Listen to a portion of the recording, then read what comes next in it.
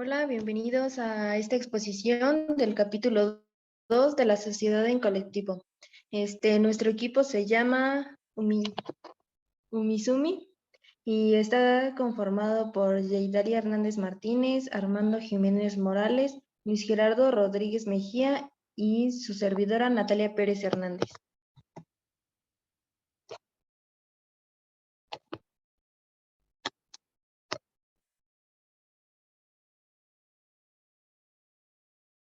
Bueno, empecemos con el artículo 25 y bueno, en general el artículo 25, 26 y 27 trata sobre la sociedad en nombre colectivo, que es aquella que existe bajo razón social y que todos los socios responden de modo subsidiario, limitada y solidariamente a las obligaciones sociales. Y bueno, este tipo de sociedad mercantil presenta estas dos particularidades. Debe haber accionistas capitalistas y socios industriales. Los primeros aportan capital, mientras que los segundos contribuyen con su trabajo y reciben un sueldo. La razón social debe formarse con el nombre de uno o más socios.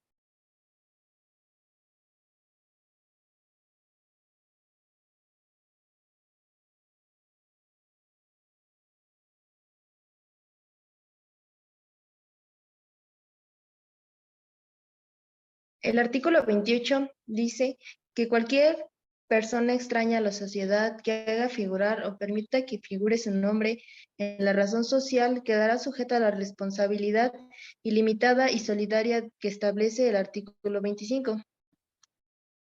Pues como lo mencionaba, debe de ser en un nombre colectivo y por lo cual deben asumir obligaciones sociales. Para el artículo 29, el ingreso o separación de un socio no impedirá que continúe la misma razón social, hasta entonces empleada, pero si el nombre del socio que se separe apareciere en la razón social, deberá agregarse a esta la palabra sucesores. Como bien lo dice, si cualquier socio llega a renunciar o salirse del proyecto o alguna actividad que esté dentro de una empresa, pues por lo tanto ya no se va a tomar en cuenta en la razón social. Y si llega a suceder esto, deberá de decir que pues fue como un sucesor o un antecedente que llevó a que se realizara el proyecto. El artículo 30, cuando la razón social de una compañía sea la que hubiere servido a otros cuyos derechos y obligaciones han sido transferidos a la nueva, se agregará a la razón social la palabra sucesores. Y bueno, creo que es parecido al artículo 29, como ya le explicaba. Y en estos artículos pues se toma mucho en cuenta lo que es la razón social. Y bueno, los dejo con mi compañero.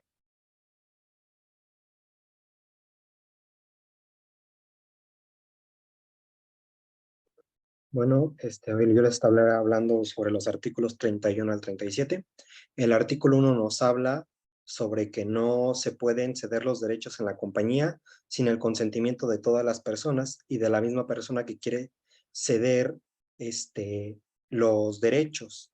El artículo 32 nos habla sobre que si en caso de que algún socio muera, el contrato pasará a cualquiera de sus herederos siempre y cuando se pacte en un contrato social.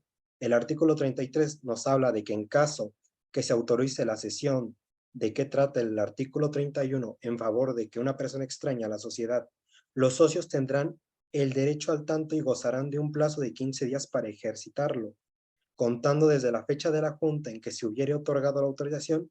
Si fuesen varios socios que quieren usar este derecho, les competirá a todos ellos en porción a sus aportaciones. El artículo 34 nos habla sobre que en el contrato social no se puede modificar sin el consentimiento de todas las personas y de todos los socios, a menos que el mismo se pacte y que se pueda acordar con la mayoría de ellos. Ya si es en caso de minoría, se tendrá el derecho a separarse en la sociedad.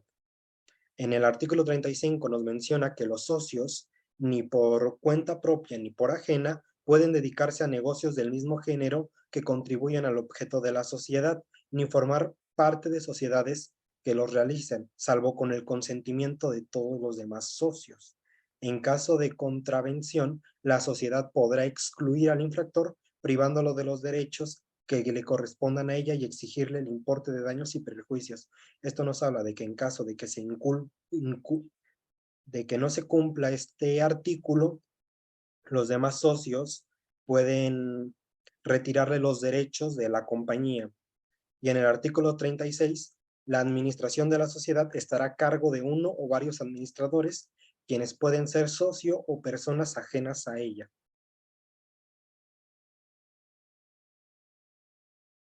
El artículo 37 nos habla sobre el pacto contrario, los nombramientos y las remuniciones de los administradores que se harán libremente por la mayoría de los votos de los socios. Los dejo a continuación con mi compañero.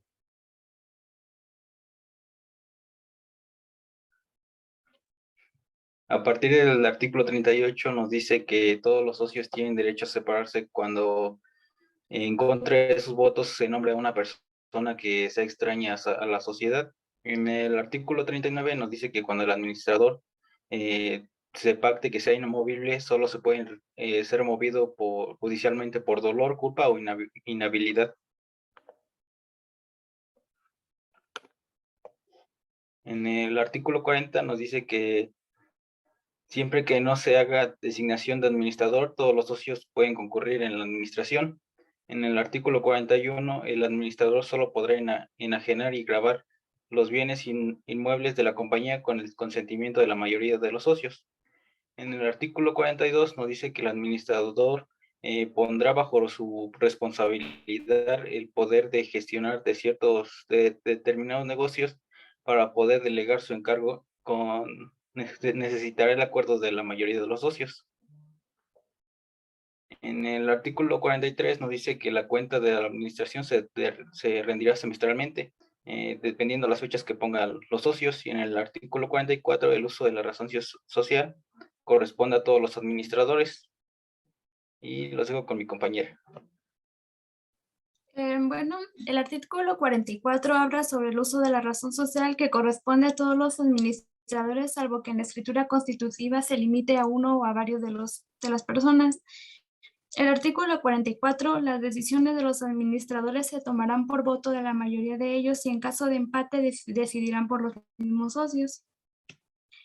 Cuando se trate de actos urgentes cuya omisión traiga con consecuencia un daño grave para la sociedad, se podrá decidir un solo administrador en ausencia de los otros que esté en la imposibilidad, aún momentánea, de resolver sobre los actos de la administración.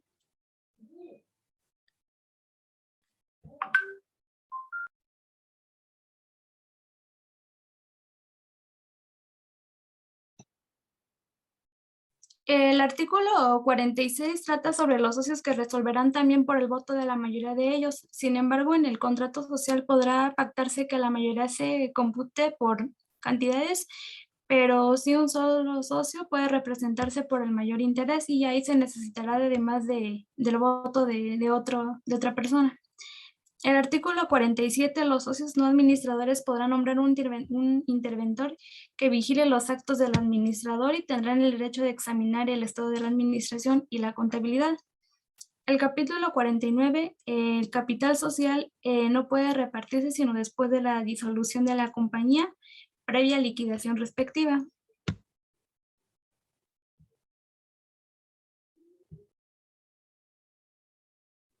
El artículo 49, los socios industriales deberán percibir, salvo pacto en contrario, las cantidades que periódicamente necesiten para alimentos, en dichas cantidades y pocas de percepción. El artículo 50, el contrato de sociedades podrá rescindirse respecto de un socio por uso de la firma del capital social para negocios propios, por infracción al pacto social, por infracción a las disposiciones legales que se rigen en el contrato social, por comisiones de actos fraudulentos o dolosos contra la compañía.